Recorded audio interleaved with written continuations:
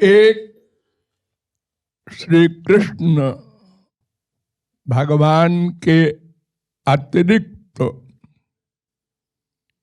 और कोई भी न परव्योम धाम में और न मायालोक में ऐसी कोई भी पर्सनैलिटी नहीं है जो स्वतंत्र हो। स्वतंत्र भक्त और भगवान ये दोनों स्वतंत्र हैं।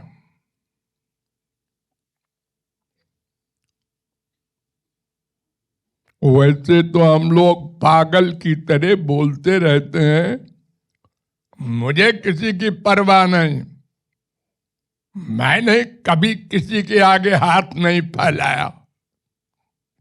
ये कीट पतंग सब हम लोग ऐसी बातें करते हैं। हम लोगों के ऊपर तो एक का नहीं अनेकों का अधिकार है। काल, कर्म, गुण, स्वभाव, एक दो चार नहीं, अनंत जन्म के कर्मों का बंधन,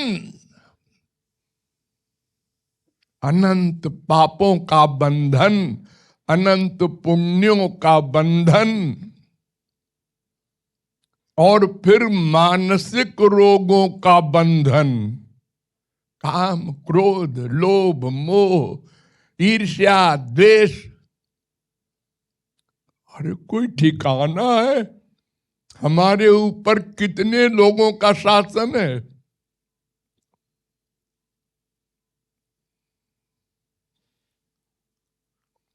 फिर भी हम लोग रुआब दिखा देते हैं मौके मौके पर।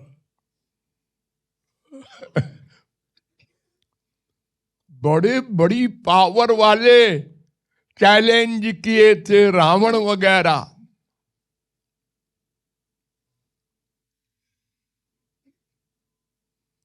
हमारे यहां मृत्युलोक में भी बड़े बड़े हुए हैं, दारा, सिकंदर, अनेक बड़े बड़े तानाशाह, बड़े बड़े राम धूल में मिल गए, क्योंकि सब माया के अंडर में है। और माया का इतना बड़ा परिवार है, बड़े बड़े सेनापति हैं उसके, उनको कोई नहीं जीत सकता भगवान के सिवा।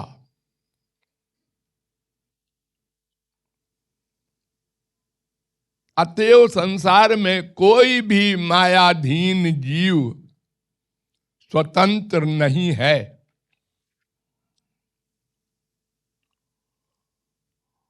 और अगर कुछ देर को हो जाता है तो वो भी भगवान की कृपा से। कब? गहरी नींद में, जब आप लोग सपना भी नहीं देखते, उस समय आप स्वतंत्र हो जाते हैं,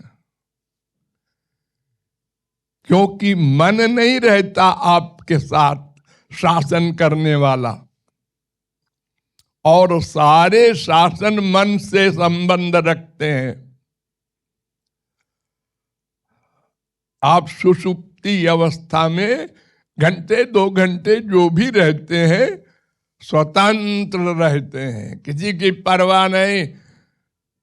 आपके बगल में बीबी लेटी है, पति लेटा है, बेटा लेटा है, मर गया है, भाड़ में जा, मर जा।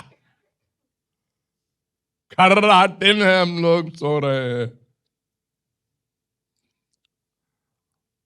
स्वतंत्र हैं।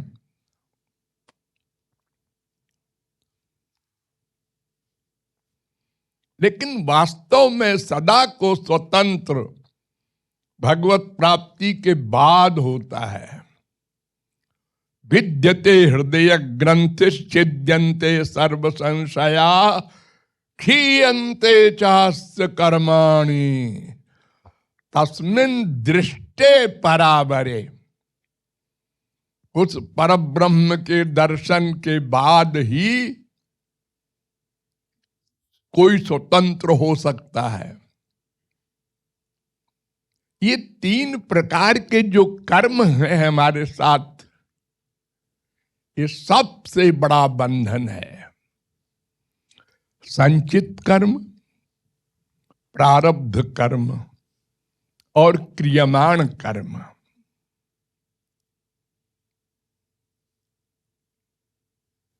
इसमें से क्रियमाण कर्म को हम चैलेंज कर सकते हैं।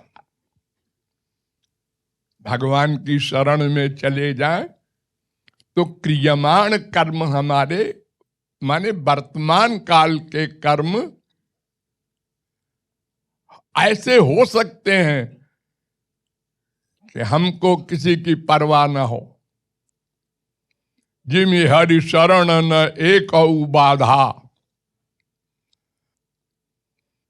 लेकिन फिर भी 2 कर्म बचेंगे, प्रारब्ध और संचित।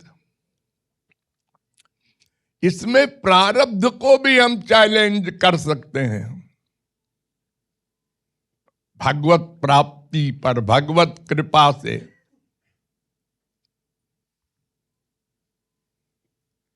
क्यों?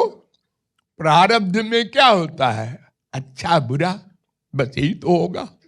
हाँ, अच्छा बहुत धन मिलेगा, संसार मिलेगा, अच्छा ये है। और बुरा हमारा नुकसान होगा, बाप मरेगा, बेटा मरेगा, धन लुटेगा, अपजश होगा, यही सब तो होगा। हाँ, तो ये सब जब भगवान की शरण में चला जाएगा जीव तो इसकी फीलिंग नहीं होती। तो प्रारब्ध है भी तो बेकार है। ज्ञानी भुगते ज्ञानते, मूर्ख भुगते रोए।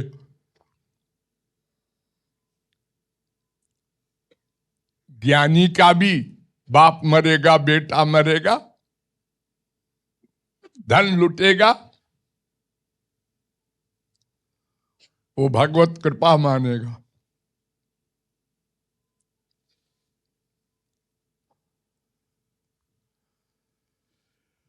एक कर्म है संचित। संचित संचित माने अनंत पाप, अनंत पुण्य का ढेर।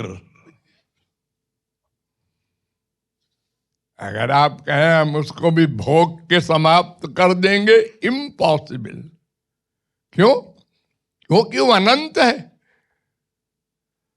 अनंत से अनंत काल तक भोगोगे मिस्टर, तो भी अनंत बचेगा, कभी मुक्ति नहीं मिलेगी।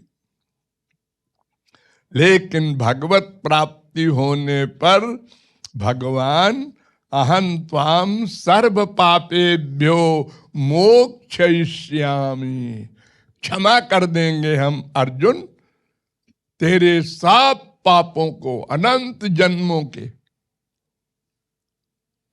पुण्यों को भी, पाप माने दोनों, पुण्य भी पाप है क्योंकि उसका भी बंधन होता है।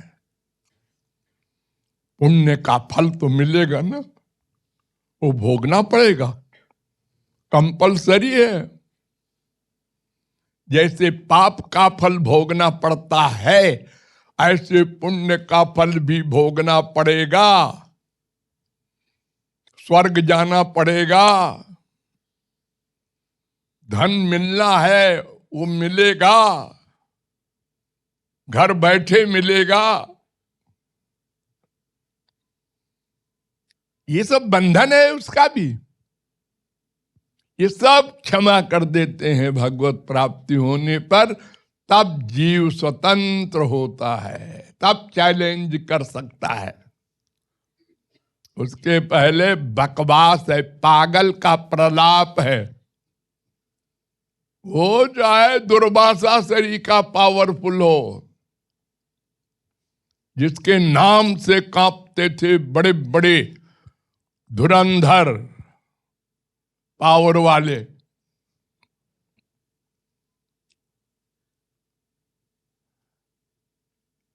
केवल भक्त वो भगवान के बल पर, अपना तो उसका कोई बल होता ही नहीं।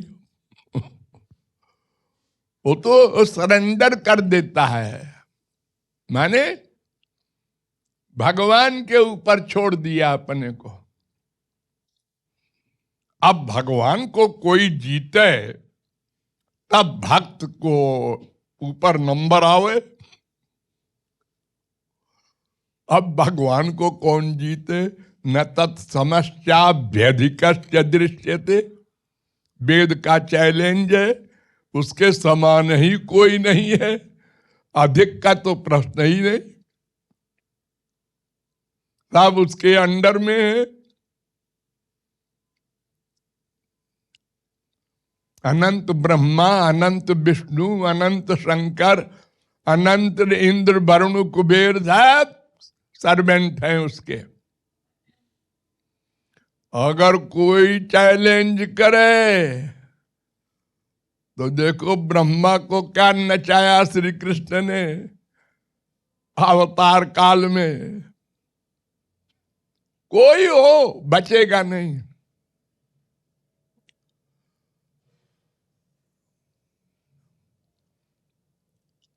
तो भगवान ही एक स्वतंत्र हैं, श्री कृष्ण भगवान। भगवान तो बहुत सारे हैं, वो श्री कृष्ण के अंडर में हैं सब, उनको स्वांश कहते हैं। अंश हमेशा अंशी के अंडर में होता है।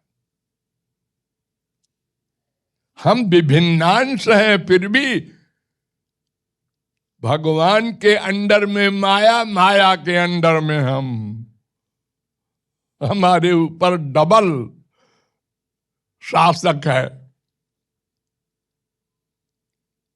तो भगवान स्वतंत्र है, लेकिन लग गया उसके ऊपर भी। जब भक्त और भगवान का कंपटीशन हो जाता है तो फिर भगवान भक्त बन जाता है बिल्ली और भक्त नचाता है।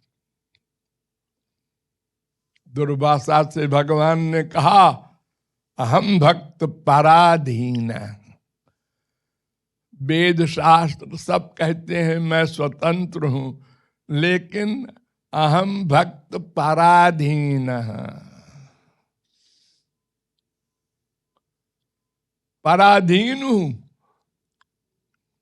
इतना पराधीन हूं कि अनुव्रजाम्य हम नित्यम, भक्त के पीछे पीछे चलता हूं उसकी चरण धूल के लिए। जैसे भक्त मेरी चरण धूल के लिए चलता है, ऐसे मैं चलता हूं। यानी अब भगवान बद्ध हो गया भक्त के, भक्त भगवान बन जाता है, भूल जाता है मैं भक्त हूं, और भगवान भगवत्ता भूल जाता है। एक्टिंग नहीं, सचमुच यशोदा का पतला सा डंडा रुला रहा है। अरे भगवान जिसकी भ्रिकुटी विलास से अनंत कोटि का ब्रह्मांड होता है, वो डंडे से डरेगा, वो भी पतला सा। अरे खाली यो जब करती है मैया तो ठाकुर जी कि कहीं पड़ न जाए। जैसे हम सब बच्चे अपने माँ बाप से डरते थे, खाली हाथ यों किया कांप गए कि कहीं पड़ न जाए ऊपर। जैसे कोई बड़े से बड़े पहलवान को कोई रिवॉल्वर दिखा देता है, उसके यहाँ पर लगा देता है, ए कहाँ गए, बड़े पहलवान थे। अरे क्या पता वो ऐसे कर दे। अरे 25 रुपए के खिलौने रिवॉल्वर से एक आदमी ने जहाज को पूरे अंडर में करके ले गया और जगह, अपनी इंडिया में। कई साल पुरानी बात है। 25 रुपए के रिवॉल्वर ने। अब उसने समझा असली है, डर गया। अब क्या करे बेचारा पायलट। तो भगवान स्वतंत्र है, लेकिन भक्त के परतंत्र भी है भी। ऐसे ही भक्त परतंत्र है भगवान के, लेकिन स्वतंत्र भी है। दोनों जगह भी लगा हुआ है।